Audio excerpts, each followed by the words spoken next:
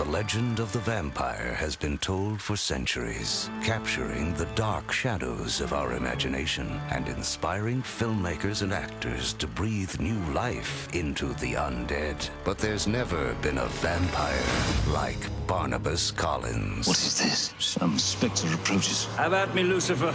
My soul is prepared. I'd always been sort of attracted to horror films and things like that, even as a very young kid. I said, Tim, we should do a vampire movie together. My name is Barnabas Collins. 2 centuries ago, I made Collinwood my home, My love.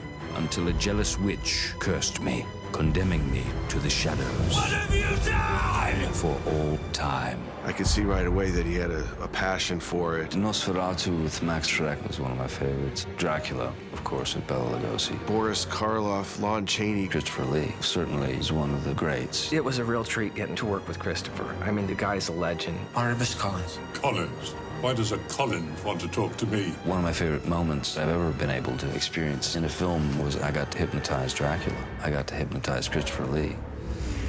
Look into my eyes and deliver me your innermost thoughts. He was, the great Dracula. You have been chosen.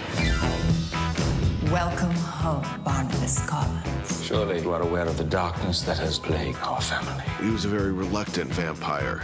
I am terribly sorry. I cannot imagine how thirsty I am. For Barnabas, everywhere I searched character-wise, I kept coming back to Jonathan Frid. He really did something beautiful with that character on the Dark Shadows series back in the 60s and early 70s. Have there been others like myself? No, you're the only one I've encountered. If you look closely during the ball, there's the original cast members from the show, including Jonathan Frid, the original Barnabas. They walk through the door as guests. Welcome to Collinwood.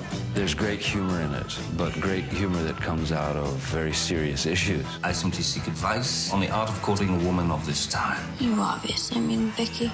She has the most fertile, birthing hips I have ever laid eyes upon.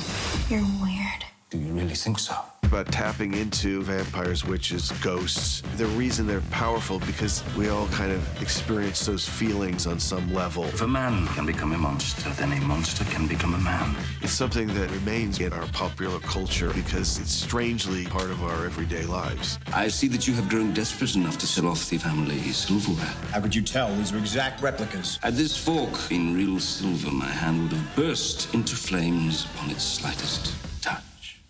Is he for real? Baby,